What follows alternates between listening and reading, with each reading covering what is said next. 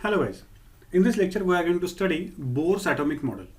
Rutherford जो था, Rutherford के एटॉमिक मॉडल के जो भी लिमिटेशंस थे वो बोर ने बाहर निकाले एंड उसने अपना खुद का मॉडल बनाया, एटॉमिक मॉडल, एंड वो एटॉमिक मॉडल हम स्टडी करने वाले हैं। बोर का जो एटॉमिक मॉडल है वो स्टडी करने के लिए आपको 3 स्टेप्स में जाना पड़ता है। सबसे पहले स्टेप में आपको जाना पड़ता है बोर की क्वांटाइजेशन कंडीशन, ठीक है ना। बोर की जो QUAN बोर की क्वांटाइजेशन कंडीशन, ठीक है ना, बोर की क्वांटाइजेशन कंडीशन, ये सबसे पहले आपको स्टडी करनी पड़ेगी। उसके बाद बोर के जो एटॉमिक मॉडल है उसके पोस्टुलेट्स जो हैं वो पोस्टुलेट्स आपको स्टडी करने पड़ेंगे। POSTULA पोस्टुलेट्स आपको स्टडी करने पड़ेंगे एंड देन आपको इन डिटेल मैथमेटिकली बोर की theory for atomic theory for hydrogen atom study करनी पड़ेगी, यानी theory THEORY theory of hydrogen atom, ये आपको स्टडी करना पड़ता है। ये अगर आप 3 चीजें कर लेते हो तो आपको बोर का एटॉमिक मॉडल समझ में आ जाएगा, ठीक है। अब सबसे पहले हमें ये प्रूव करना था, ठीक है ना, सबसे पहले हमें ये प्रूव करना था कि वो जो इसने कहा था, रुदरफोर्ड ने कहा था कि every particle radiates energy while orbiting into the particular orbit. तो बोर ने कहा कि नहीं, अगर वैसे हो रहा होता तो वैसे गोल गोल गोल गोल गोल गोल घूमते अंदर जाके गिर जाता, बिकॉज उसकी एनर्जी कम होती जाती, ठीक है ना। तो ये तो नहीं होगा, ठीक है। तो बोर ने जो पोस्टुलेट बताया, उस पोस्टुलेट में उसने ये बताया, बाद में पढ़ने ही वाले हमने पोस्टुलेट्स, लेकिन उसने ये बताया कि हर एक इलेक्ट्रॉन जो होता है एक पर्टिकुलर ऑर्बिट में होता है, उस ऑर्बिट का एनर्जी लेवल जो होता है वो सेम होता है, उसे कहा जाता है स्टेशनरी ऑर्बिट।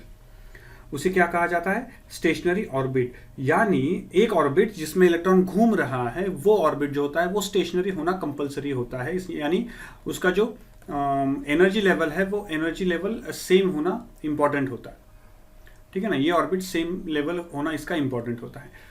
तो इससे पहले एक छोटी सी चीज हमें समझ लेनी पड़ती है कि what is mean by stationery orbit, ठीक है। सिंपल सी बात है कि स्टेशनरी ऑर्बिट यानी जिस ऑर्बिट का एनर्जी कंटेंट जो होता है वो सेम होता है एवरीवेयर, ठीक है ना। एनर्जी कंटेंट जो होता है सेम होता है everywhere. In the last chapter of dual nature आपने डी ब्रोगलीज हाइपोथेसिस देखा है, ठीक है ना। किसका? De Broglie's hypothesis. So de Broglie's hypothesis क्या कहता है कि BROGLIE, डी ब्रोगलीज हाइपोथेसिस क्या कहता है?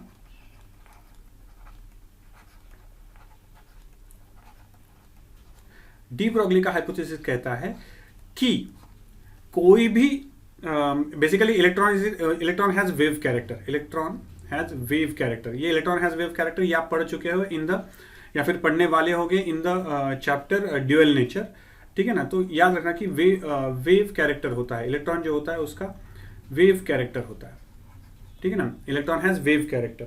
अगर electron has wave character then जो भी एनर्जी होती है उस इलेक्ट्रॉन के ऑर्बिट की, वो स्टेशनरी होने के लिए, वो जितना भी एनर्जी रेडिएट करता है उतनी ही एनर्जी उसको एब्सॉर्ब भी करनी पड़ती है। तो यानी जितना वो पॉजिटिव पार्ट होता है उसका उतना ही नेगेटिव पार्ट होना चाहिए। इसका मतलब उसका जो भी वेव नेचर है उस वेव नेचर में एक ऑर्बिट में उसके जितने क्रेस्ट हो रहे हैं उतने ही ट्रफ होने चाहिए।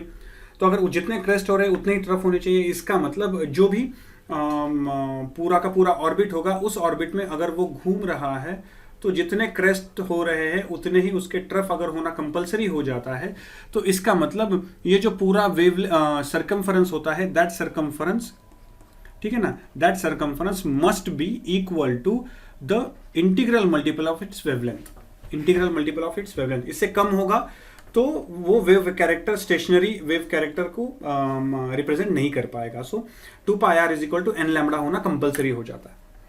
अब लेकिन डी ब्रोगली ने कह चुका है, डी ब्रोगली क्या कह चुका है? डी ब्रोगली ने कहा कि मेरी जो वेवलेंथ होगी, डी ब्रोगली की जो वेवलेंथ होती है उसकी वैल्यू होती है lambda is equal to h/mv, ठीक है ना, h/mv, जिसमें h क्या होता है? प्लैंक्स कांस्टेंट होता है, एंड mv क्या होता है? मोमेंटम होता है, ठीक है ना। mv क्या होता है, मोमेंटम होता है। तो यहाँ पे 2 pi r is equal to n lambda, जिसमें से n lambda is equal to h upon m v. तो यहाँ पे 2 pi r is equal to N H upon m into v बन जाता है, ठीक है ना। तो यहाँ पे 2 pi r is equal to n into h upon v अगर ये बन जाता है, तो मैं क्या करता हूँ, यहाँ से v को इधर ले लेता हूँ, पाई को इधर लूंगा, तो मैं क्या बन जाएगा मुझे, M V R is equal to N H upon 2 pi. ये जो एम वी आर है ये क्या है, basically p momentum multiplied by r है। तो ये क्या बन जाता है मेरा, एंगुलर मोमेंटम। यानी मैं यहाँ पे कह सकता हूँ कि angular momentum L is equal to N H upon 2 pi. यानी एज पर बोर का कहना है कि अगर कोई भी इलेक्ट्रॉन को एक पर्टिकुलर ऑर्बिट में घूमना है तो उसको ये कंडीशन सेटिस्फाई करनी कंपलसरी बन जाती है कि उसका जो एंगुलर मोमेंटम होगा इन अ पर्टिकुलर ऑर्बिट, उसका जो एंगुलर मोमेंटम होगा वो NH अपॉन 2 पाई होना चाहिए, ठीक है ना। आपको पता है कि ये H जो है वो प्लैंक्स कांस्टेंट है, L इज एंगुलर मोमेंटम है, और ये जो N है इसको कहा जाता है प्रिंसिपल क्वांटम नंबर कहा जाता है। क्या कहा जाता है, प्रिंसिपल क्वांटम नंबर कहा जाता है। N is nothing but principal quantum number, principal quantum number कहा जाता है। प्रिंसिपल क्वांटम नंबर बेसिकली ये ऑर्बिट नंबर के लिए यूज होता है। प्रिंसिपल क्वांटम नंबर ये बोर का सबसे बड़ा डिस्कवरी था, एन प्रिंसिपल क्वांटम नंबर। और यहाँ पे सबसे पहला पार्ट हम क्या देख रहे हैं, quantization of the quantization condition. So quantization condition क्या है बोर की, कि भाई किसी भी ऑर्बिट में अगर इलेक्ट्रॉन को घूमना है तो उस वो वाला जो ऑर्बिट होगा उस वाले ऑर्बिट का एंगुलर मोमेंटम कितना होना चाहिए, NH अपॉन 2 पाई, इतना उस ऑर्बिट का एंगुलर मोमेंटम होना चाहिए। ऑर्बिट का एंगुलर मोमेंटम मींस उस ऑर्बिट में घूमने वाले इलेक्ट्रॉन्स का एंगुलर मोमेंटम कितना होना चाहिए, NH अपॉन 2 पाई। इतना एंगुलर मोमेंटम होगा, कम ज्यादा नहीं, बिल्कुल नहीं, इतना ही अगर एंगुलर मोमेंटम होगा तो that particular orbit will not electrons in that particular orbit will not radiate the energy, and the orbit can be called as stationary orbit. Orbit can be called as stationary orbit. ये हुआ पहला part. अब दूसरा part आता है bourse का, Bohr's atomic model का, and that part is postulates of the Bohr's atomic model. postulates of the Bohr's atomic model, ठीक है ना। पॉस्टुलेट, 4 पॉस्टुलेट्स हैं बोर्स एटॉमिक मॉडल के, सिंपल पॉस्टुलेट्स हैं।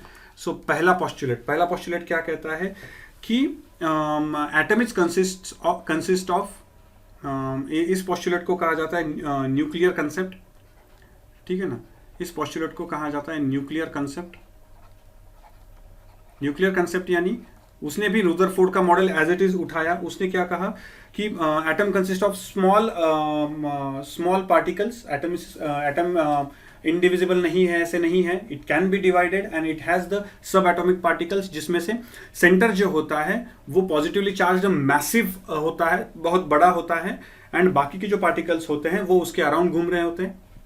सेंटर जो होता है उसका चार्ज जो होता है वो पॉजिटिव होता है, और वो जो चार्ज होता है वो पॉजिटिव होता है, और उसके अराउंड घूमने वाले जो इलेक्ट्रॉन्स होते हैं वो निगेटिव होते हैं, और वो जो निगेटिव इलेक्ट्रॉन्स है उसके गोल घूम रहे हैं, उसके लिए जो भी सेंट्रीपिटल फोर्स लगता है that is given by the nucleus. यानी न्यूक्लियस यहाँ पे होता है और उसके अराउंड इलेक्ट्रॉन्स घूमते हैं, ये एक्चुअली रुदरफोर्ड ने ही बताया था, ठीक है ना। तो एज इट इज इसने भी एक्सेप्ट कर लिया, बोर ने भी एक्सेप्ट कर लिया कि हाँ घूमते हैं उसके अराउंड इलेक्ट्रॉन्स, और वो जो इलेक्ट्रॉन्स होते हैं उनको घूमने के लिए, सर्कुलर मोशन के लिए जो भी सेंट्रीपिटल फोर्स होता है, वो सेंट्रीपिटल फोर्स कौन देता है, मैसिव न्यूक्लियस देता है, उसका जो मैसिव न्यूक्लियस होता है वो देता है। दूसरा quantization condition is the second postulate. क्या कहता है कि किसी भी ऑर्बिट में इलेक्ट्रॉन जब घूम रहा है तो सारे इलेक्ट्रॉन जो होते हैं उनका जो एंगुलर मोमेंटम होता है वो angular momentum MVR, which is nothing but MVR means mass of electron, velocity of that linear velocity of that particular electron, and radius of that particular orbit, which is nothing but NH upon 2 pi. NH/2 पाई, ये है angular momentum, ये है principal quantum number, ये है Planck's constant और ये 2 पाई। ठीक है ना। तो ये जो होता है इसे इसे कहा जाता है क्वांटम कंडीशन या फिर quantization condition of the bore. ठीक है ना। ये दूसरा पोस्टुलेट है। तीसरा पोस्टुलेट क्या कहता है कि तीसरा पोस्टुलेट ये कहता है कि स्टेशनरी ऑर्बिट्स होते हैं। स्टेशनरी ऑर्बिट्स होते हैं। तो स्टेशनरी ऑर्बिट्स यानी सारे इलेक्ट्रॉन जो होते हैं, ठीक है ना, सारे इलेक्ट्रॉन जो होते हैं जिस ऑर्बिट में गोल गोल घूम रहे हैं, उस ऑर्बिट में गोल घूमने के लिए उनको कोई भी कष्ट नहीं लेना पड़ता, यानी they don't have to radiate any energy, बस वो घूमते रहते हैं उस ऑर्बिट में।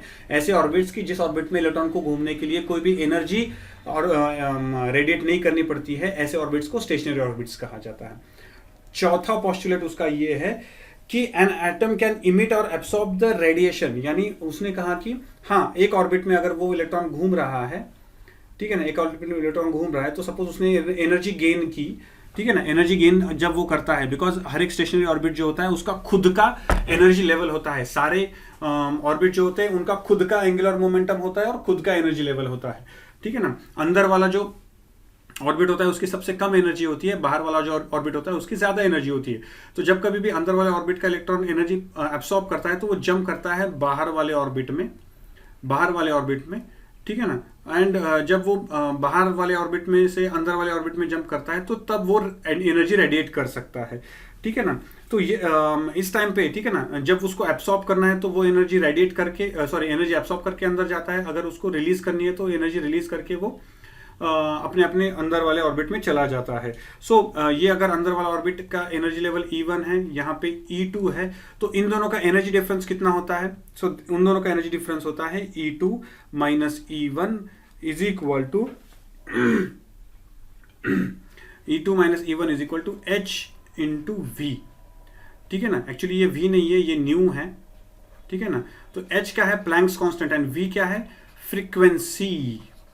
यानी जब कभी भी इलेक्ट्रॉन सपोज बाहर वाले ऑर्बिट में से अंदर वाले ऑर्बिट में जंप कर रहा है, तो वो जो भी एनर्जी रेडिएट करता है, that energy is radiated in the form of photonic waves. Photonic waves के फॉर्म में वो रेडिएट करता है एनर्जी, यानी ये लाइट के फॉर्म में एनर्जी रेडिएट करता है। तो वो जो फोटोनिक वेव्स होती हैं उनकी फ्रीक्वेंसी कितनी होती है? न्यू, एंड ये होता है प्लैंक कांस्टेंट। तो अगर बाहर वाले ऑर्बिट से अंदर वाले ऑर्बिट में उसको जंप करना है तो वो एनर्जी रेडिएट करेगा इतनी। अगर अंदर वाले ऑर्बिट से बाहर वाले ऑर्बिट में जा रहा है तो वो रेडिएट करेगा एनर्जी, वो एब्सॉर्ब करेगा एनर्जी इतनी। ठीक है ना। So energy difference is nothing but the H into new. ठीक है ना, H इंटू न्यू। इसे कहा जाता है फ्रीक्वेंसी कंडीशन। इसे क्या कहा जाता है? Frequency condition. ये 4 पोस्टुलेट्स हैं बोर के। ठीक है ना। ये 4 पोस्टुलेट्स हैं बोर के कि जो बेसिकली हमें समझाते हैं कि how exactly bore has depicted the particular atom. किसी भी एटम को बोर जब डिपिक्ट कर रहा है तो वो रुदरफोर्ड का थ्योरी का सहारा लेके अपनी खुद की थ्योरी तैयार कर रहा है, which holds good till date. ठीक है ना। बोर की सबसे प्रोफाउंड थ्योरी है जो अब तक most amount of the theory is hold good till date. ठीक है। उसके बाद नाउ ये सेकंड पार्ट हो गया बोर के एटॉमिक मॉडल का। अब तीसरा पार्ट है theory of the hydrogen atom. ठीक है ना। तो हाइड्रोजन एटम के साथ बोर ने कैसे डील किया, ये लास्ट पार्ट होता है। ये होते ही हमारा बोर का एटॉमिक मॉडल समझ में आ गया, ऐसे कंसिडर कर सकते हैं। हाइड्रोजन का जो एटम होता है उसका जो न्यूक्लियस होता है, यानी हाइड्रोजन का एटॉमिक नंबर 1 होता है। ठीक है ना। हाइड्रोजन का एटॉमिक नंबर क्या होता है? 1 होता है। तो उसका जो न्यूक्लियस होता है, तो उस न्यूक्लियस में, ठीक है ना, उस न्यूक्लियस में कितने प्रोटॉन्स होते हैं? 1 प्रोटॉन होता है। और बाहर क्या होता है? बाहर 1 इलेक्ट्रॉन होता है। तो अगर मैं उसको डिपिक्ट करूं तो उसके अराउंड जो 1 इलेक्ट्रॉन गोल गोल घूम रहा है और उसके न्यूक्लियस में 1 प्रोटॉन है। ठीक है ना। तो यहाँ पे मैं अगर अलग अलग उसके आइसोटोप्स अगर कंसीडर करूं तो उसमें मल्टीपल प्रोटॉन्स हो सकते हैं। सो मैं उसको Ze कह देता हूं, which is atomic number. Z is atomic number अगर मल्टीपल प्रोटॉन्स है अलग अलग आइसोटोप्स के लिए, तो Ze कह देता हूं, यानी इतने नंबर ऑफ प्रोटॉन्स और इतने नंबर ऑफ प्रोटॉन्स वहां पे है। And Ze is nothing but charge of the nucleus. ठीक है ना, चार्ज ऑफ द न्यूक्लियस। यहाँ पे ये जो है, यहाँ पे ये सपोज आपका यहाँ पे इलेक्ट्रॉन है। ठीक है ना। यहाँ पे इलेक्ट्रॉन है जो ऑर्बिट में अपने अपने ऑर्बिट में गोल गोल घूमने की कोशिश कर रहा है। ठीक है ना, उसकी लीनियर स्पीड कंसिडर करो v है, उसकी लीनियर स्पीड v है, उस पर चार्ज कितना होता है, e चार्ज होता है, e माइनस चार्ज होता है टू बी प्रिसाइज, और उसका मास कंसिडर करो स्मॉल m, उसका मास स्मॉल m कंसिडर करो। अब ये जो न्यूक्लियस होता है, ये न्यूक्लियस और ये जो इलेक्ट्रॉन होता है, इन दोनों का जो डिस्टेंस होता है, this is called as radius of the orbit. उसे क्या कहा जाता है, रेडियस ऑफ द ऑर्बिट। ठीक है, अब ये जो इलेक्ट्रॉन है, इस पे जो इलेक्ट्रोस्टैटिक फोर्स लग रहा है ड्यू टू दिस न्यूक्लियस, वो फोर्स कितना है, so that force F is equal to k, Q1 कितना है, ZE, ठीक है ना, तो ZE इंटू Q2 कितना है, E divided by R square, which is nothing but KZE square upon R square. ये फोर्स उस पर लग रहा है। अब ये वाला जो फोर्स है, मैंने जैसे कहा कि बोर ने कहा कि ये वाला जो फोर्स होता है, that force is basically the centripetal force applied for the circular motion. इसका मतलब सेंट्रीपिटल फोर्स उस पर जो अप्लाई हो रहा है वो कितना है, mv स्क्वायर अपॉन r, और ये कितना अप्लाई हो रहा है, KZE square upon r square. तो ये r कटा, ये कटा, तो मुझे क्या मिल जाता है, r की वैल्यू, स्मॉल r की वैल्यू, यानी radius of that particular orbit small r is equal to KZE square upon m। ये जो है, what is this, this is the radius of the orbit. ये जो होता है, ये ऑर्बिट का रेडियस है, ठीक है ना, ये ऑर्बिट का रेडियस बन जाता है। ठीक है, नाउ बोर की कंडीशन क्या है, बोर कहता है कि एंगुलर मोमेंटम उस पर्टिकुलर ऑर्बिट का, ठीक है ना, उस पर्टिकुलर ऑर्बिट का एंगुलर मोमेंटम कितना होगा, mvr, which is nothing but कितना होगा, nh अपॉन 2π। ये बोर के पोस्टुलेट में उसमें लिख के रखा हुआ है, ठीक है ना, सो nh अपॉन 2π। तो यहाँ पे अगर मैं r की वैल्यू निकालूं तो r कितना मिलता है मुझे, so r is equal to nh upon mv, so 2π, sorry 2π mv कितना बन जाता है, 2π mv। ये r की वैल्यू मिल जाती है। दोनों केसेस में r तो सेम होना चाहिए, तो इसका मतलब ये दोनों इक्वेट कर लेता हूं मैं। अब ये दोनों अगर इक्वेट करूंगा मुझे, तो डायरेक्टली मैं वैल्यू लिख देता हूं, आप try to find out. v की वैल्यू मुझे डायरेक्टली मिल जाती है 2π k into ZE square whole divided by n into h। क्या मिलता है, n into h। So irrespective of mass of the electron, irrespective of the mass of the electron, उसका velocity decide होता है। irrespective of the mass of the electron, उसका velocity decide होता है। ठीक है, अब ये v की वैल्यू अगर मैं r की वैल्यू में रख दूं, ठीक है ना, ये v की वैल्यू, सॉरी हाँ, नीचे यहाँ पे, यहाँ की r की वैल्यू में अगर रख दूं v की वैल्यू, तो मुझे r की वैल्यू मिल जाती है। सो r कितना मिलेगा मुझे, radius of that particular orbit कितना मिलेगा, n square h square whole divided by 4π mkZE square. ये मुझे रेडियस ऑफ द ऑर्बिट मिल जाता है, ये मुझे रेडियस ऑफ द ऑर्बिट मिल जाता है, यानी nth ऑर्बिट जो होगा, सो nth ऑर्बिट का रेडियस कितना होगा, ये होगा, ठीक है ना, nth ऑर्बिट का रेडियस ये होगा।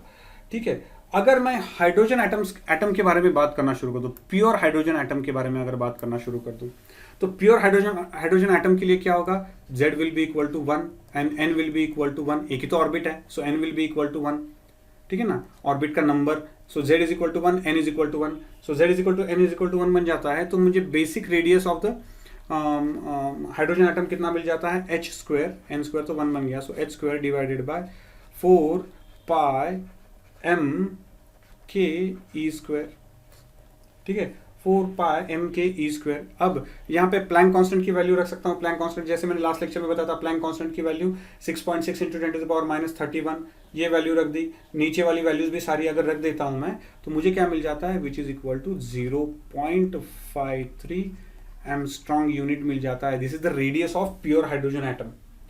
ये क्या मिलता है मुझे, radius of pure hydrogen atom मिल जाता है मुझे। This is the radius of pure hydrogen atom, no isotope, just pure hydrogen atom जो होता है उसका रेडियस मिल जाता है मुझे, ठीक है ना। Now will try to find out the speed of electron. Electron की स्पीड फाइंड आउट करने की कोशिश करेंगे। तो इलेक्ट्रॉन की स्पीड कैसे फाइंड आउट करने की कोशिश करेंगे। अब ऊपर वाला जो इक्वेशन है, ऊपर वाला इक्वेशन मैं और एक बार करता हूं, ठीक है ना। हम क्या फाइंड आउट करना है, speed of electron find out करने की कोशिश कर रहे हैं। तो ऊपर वाला इक्वेशन जो है वो बताता है मुझे कि speed of electron in any orbit is equal to 2 pi k Z E square divided by n into h. ठीक है ना, एन इंटू एच ये क्या है, स्पीड इन एनी ऑर्बिट। अब z इज इक्वल टू 1 है तो v की वैल्यू क्या मिलती है मुझे, ठीक है ना, z इज इक्वल टू 1 है, अगर z इज इक्वल टू 1 है तो v की वैल्यू क्या मिलेगी मुझे, v is equal to 2 pi k e square upon n into h. ठीक है, तो अब यहां पे n इंटू एच की वैल्यू मिली मुझे। अब मैं क्या करता हूं, यहाँ पे ऊपर नीचे मैं c से मल्टीप्लाई करता हूं स्पीड ऑफ लाइट से। सो 2 pi k e square upon H into सी और ब्रैकेट में c डिवाइडेड बाय n। मैंने एडजस्ट कर लिया, c को एडजस्ट कर लिया। ठीक है ना, तो यहाँ पे मुझे ये वाली जो वैल्यू है इसको मैं अल्फा कहूंगा। सो alpha into c divided by n, v is equal to alpha is into c divided by n, alpha is equal to c divided by N.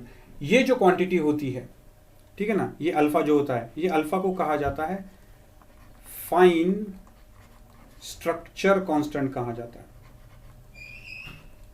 इसे क्या कहा जाता है, फाइन स्ट्रक्चर कांस्टेंट कहा जाता है for hydrogen atom. For hydrogen atom alpha is equal to fine structure constant. और इसको अगर मैं ये वाला जो इक्वेशन है, यहाँ पे ये जो इक्वेशन दिख रहा है, ठीक है ना, अल्फा का जो इक्वेशन है, इसमें सारी वैल्यूज पता है मुझे, 2 पाई पता है, के पता है, ई स्क्वायर पता है, एच पता है, सी पता है। इसकी वैल्यू रख देता हूँ तो मुझे अल्फा की वैल्यू क्या मिल जाती है, अल्फा इज इक्वल टू 1/137 मिल जाता है मुझे अल्फा की value for hydrogen atom. For hydrogen atom मुझे अल्फा की वैल्यू कितनी मिल जाती है, 1/137।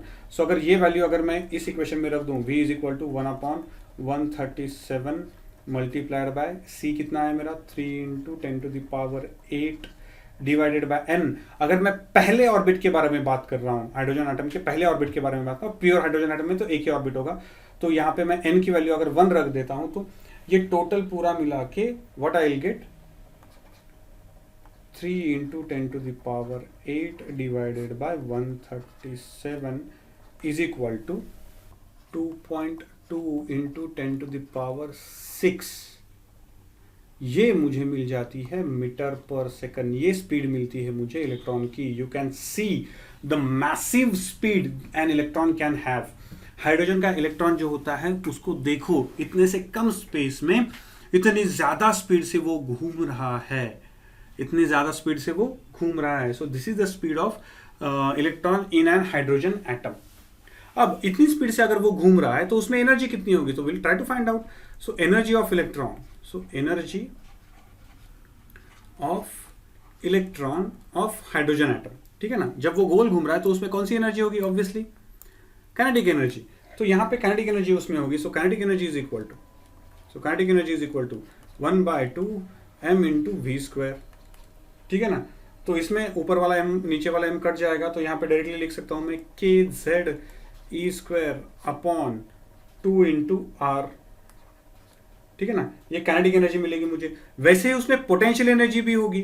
कौन सी पोटेंशियल एनर्जी होगी, इलेक्ट्रोस्टैटिक पोटेंशियल एनर्जी, ठीक है ना। Electrostatic potential energy due to the nucleus, nucleus के अट्रैक्शन फोर्स की वजह से इलेक्ट्रोस्टैटिक पोटेंशियल एनर्जी होगी।